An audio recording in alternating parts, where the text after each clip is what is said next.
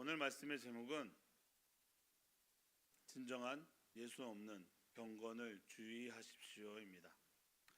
오늘 말씀은 수요일 묵상과 좀 연결이 되는 부분들이 있는데요. 수요일 묵상에 나왔던 내용을 잠깐 정리를 하고 갔으면 좋겠습니다. 수요일 묵상에 주관적 경건주의자들의 모습에 대해서 말씀을 드렸습니다. 주관적 경건주의자들이란 금욕주의자, 은둔주의자들이라 했습니다. 이들이 말하는 경건은 세상에 많은 것들을 절제하며 신앙생활을 하고 있어 라고 말하고, 그러므로 자신들은 깨끗하고 정결한 삶을 살아가고 있다는 겁니다. 그런데 빠진 게 있다라고 말씀드렸죠. 바로 예수 그리스도를 제대로 알지 못했다라는 겁니다.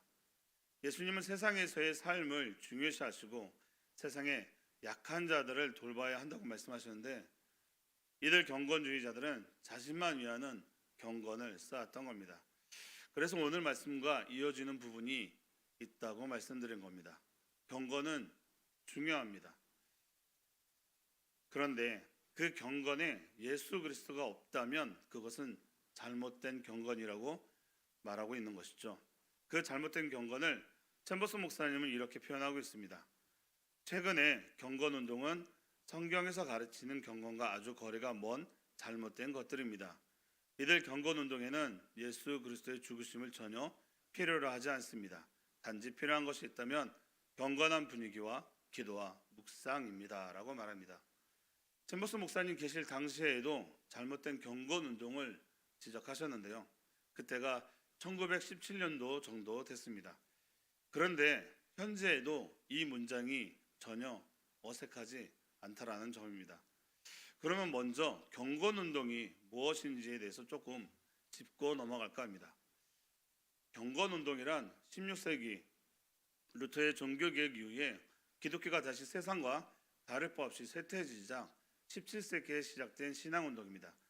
그들은 세속화된 신앙과 부패한 교회 상태를 바로 세우고자 시작된 정통파 신학운동이었지만, 금욕주의와 신비주의 사상으로 인해 자신들이 하는 신앙을 기준점으로 판단하고 정죄하는 잘못된 신앙으로 결국 쇠퇴해져 버렸다는 것이죠. 그렇다면 오늘날 교회는 어떠한가요? 많은 교회들이 이런 경건의 모양은 있지만 경건의 모습이 없는 신앙으로 변질되어 버렸죠. 예수 그리스도의 죽음은 필요하지 않는 그런 신앙으로 말이죠.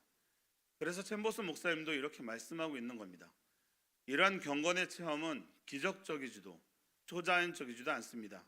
하나님께서 치르신 고통도 필요하지 않으며 어린 양의 피에 적시지도 않습니다. 성령의 역사로 인정되는 증거들도 없습니다. 이는 전능하신 하나님 역사라고 고백할 만한 진정한 경이로움과 놀라움이 전혀 없습니다. 이러한 경건은 성경에서 말하는 경건과 전혀 관계가 없는 것입니다 라고 말합니다. 너무나 답답한 이야기죠. 그럴 수밖에 없는 것이죠. 경건의 모양만 있고 예수님이 없으니 기적적이나 초자연적인 역사가 일어날 수 없는 것이죠.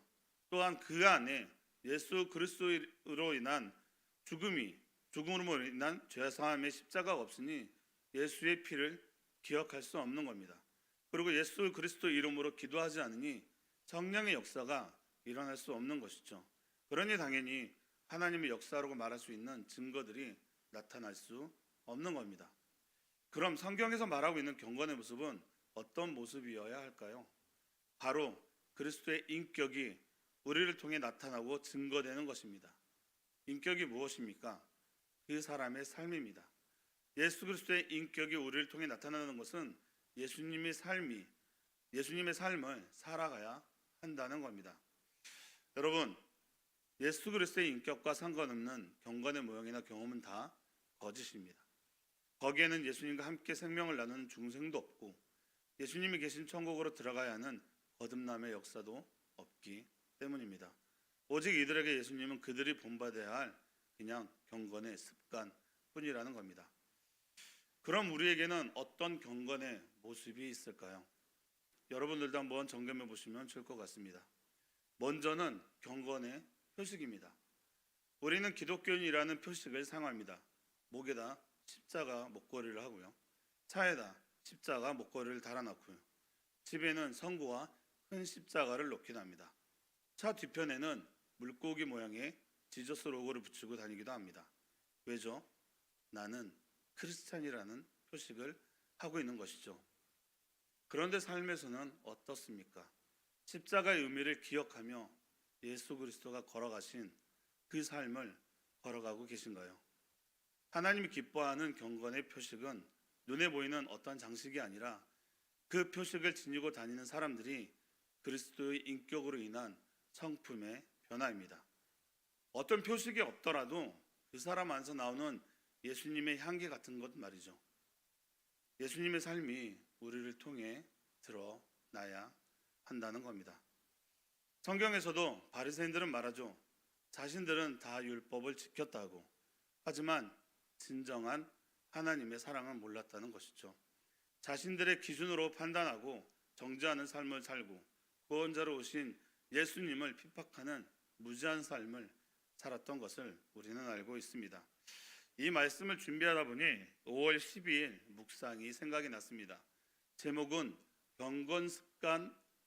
경건습관이란 우상입니다. 그 묵상에 이런 표현이 있습니다. 한번 들어보십시오. 당신의 작은 습관이 우상이 될 수 있습니다. 정해진 시간에 기도하는 습관, 성경 읽는 습관이 우상이 될 수 있습니다. 경건 습관의 본래 목적인 하나님과의 교제 대신에 서서히 습관 자체를 예배하기 시작하면서 결국 습관이 우상이 됩니다. 라고 말씀하십니다. 여러분의 경건의 습관이 혹시 우상이 되어 주님의 말씀보다 앞서고 있지는 않으신가요? 경건에 대한 말씀을 찾아 들어보는 중에 어떤 목사님이 이런 말씀을 하시더라고요. 선한 사마리아 사람 비유를 말씀하셨는데 이렇게 말씀하시더라고요. 여러분, 사마리아 사람 앞에 누가 먼저 지나갔습니까? 레위인과 제사장입니다. 그러면 그들은 왜 그냥 지나쳤을까요?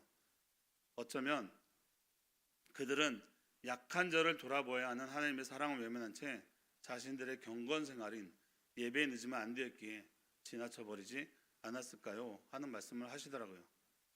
어쩌면 그들이 갖고 있는 경건 습관이 정말 중요한 하나님의 사랑을 외면했다라는 겁니다. 누가복음 14장 1절에서 6절 말씀을 보게 되면 예수님께서 안식일에 병 고치는 사건을 보며 바리새인들이 그것이 합당하냐고 묻고 있습니다. 제가 이 말씀을 한번 읽어드리겠습니다. 안식일에 예수께서 한 바리새인 지도자 집에 떡잡 수시러 들어가니 그들이 엿보고 있더라. 주의 앞에 수종병 든 한 사람이 있는지라. 예수께서 대답하여 율법 교사들과 바리새인들에게 이르시되 안식일에 병 고쳐주는 것이 합당하냐? 아니야. 그들이 잠잠하거늘 예수께서 그 사람을 데려다가 고쳐보내고 또 그들에게 이르시되 너희 중에 누가 아들이나 소가 우물에 빠졌으면 안식일에도 곧 끌어내지 않겠느냐 하시니 그들이 이에 대하여 대답하지 못하니라. 아멘. 예수님께서는 무엇이 중요한지에 대해서 생각해 보라는 것이죠. 사랑하는 성도 여러분, 그럼 우리는 진정한 경건의 모습인 예수 그리스도를 닮아가는 삶을 어떻게 살아가야겠습니까? 답은 다 알고 계시죠. 성경에 나와 있는 예수님의 삶을 살아가면 됩니다. 그래서 마태복음 25장 40절에는 이렇게 말씀하고 있습니다. 임금이 대답하여 이르시되 내가 진실로 너희에게 이르노니 너희가 여기 내 형제 중에 지극히 작은 자 하나에게 한 것이 곧 내게 한 것이니라 하시고, 예수님이 이 세상을 살아가면서 만났던 사람들, 그들은 높은 지위에 있는 사람들이 아니었습니다. 약한 자, 병든 자, 과부 같은 돌봄이 필요한 자들이었습니다. 우리가 그렇게 그들과 함께 살아가면 됩니다.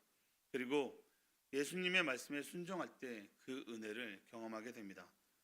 경건은 생각과 입으로 하는 것이 아닙니다. 우리의 삶 속에서 나타나는 예수 그리스도를 향한 헌신이며 순종이 바로 경건입니다.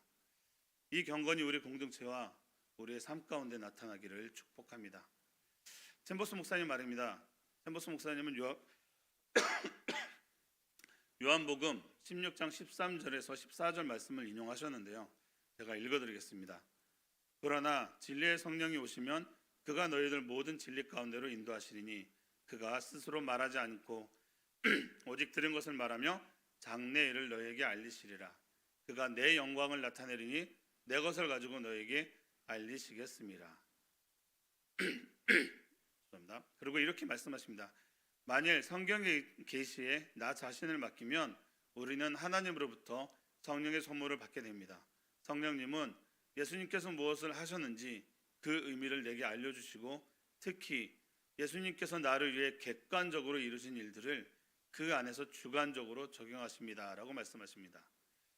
우리가 내 생각, 내 자아를 내려놓고 성경의 계시에 내 자신을 맡기면 성령을 보내주셔서 예수님이 무엇을 하셨는지 정확히 알려주시며 그럼 우리가 어떻게 살아가는지에 대해서 알려주신다는 겁니다. 다시 말해 성령님은 십자가 사건을 통해 이루신 예수 그리스도의 대속의 은혜를 기억하며 그 은혜를 우리의 삶에서 어떻게 전해야 하는지를 알려주신다는 겁니다. 여러분, 성령의 인도하심을 받기를 기도합니다. 그리고 그 인도하심에 순종하시기 바랍니다. 여러분, 지금 이 시대에도 경건의 모양만 있고 예수 그리스도의 십자가도 없고 예수 그리스도를 닮아가려는 모습도 점점 사라지고 있습니다. 그렇다면 우리는 무엇을 생각해야 될까요? 바로 분별해야 합니다. 나는 지금 예수 그리스도를 나타내는 삶을 살고 있는지 말이죠.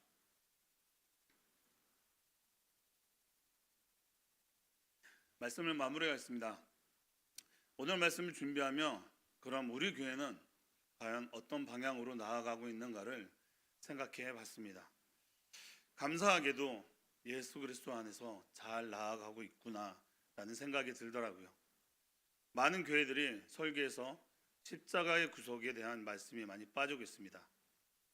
하나님 잘 믿으면 복받고 주의 일에 헌신하면 복받고 복에 대한 말씀과 교회를 위한 봉사만을 강조하는 말씀만 강조한다는 겁니다. 성도들이 듣기 싫어하는 죄에 대한 부분이나 남을 위한 헌신 등 성도들이 거북해하는 말씀은 점점 사라져가고 있다는 겁니다. 그런데 우리 교회는 십자가와 예수 그리스도의 말씀 다 전하잖아요. 우리 안에 은혜의 싸움이 있잖아요. 하나님이 원하시는 방향으로 가기 위해 몸부림치고 있습니다. 그럼 된 것 같아요. 어떠한 집사님이 이런 말씀을 하시더라고요. 우리 교회는 좀 다르다고. 성도들도 신앙에 대해서 말할 때 다르다고. 다르죠. 우리 교회는 십자가 안에서 거하려는 몸부림이 있으니까요. 예수 그리스도를 닮아가려는 그 몸부림에 우리 공동체가 함께 나아가기를 기도합니다. 그리고 여러분 잊지 마십시오. 예수 그리스도가 없는 경건은 잘못된 경건입니다. 기도하겠습니다. 하나님 감사합니다. 우리가 이 세상을 살아가면서 가지고 있는 경건의 습관에 머무르지 않게 하시고 예수 그리스도가 없는 경건 생활을 하지 않게 도와주시옵소서. 우리는 예수 그리스도를 나타내야 합니다. 그러기 위해선 우리 세움누리 공동체가 성령의 인도하심을 받아 대속의 은혜를 기억하며 예수 그리스도께서 살아가신 그 길을 걷는 우리 공동체가 되게 하여 주시옵소서. 예수님 이름으로 기도드립니다. 아멘.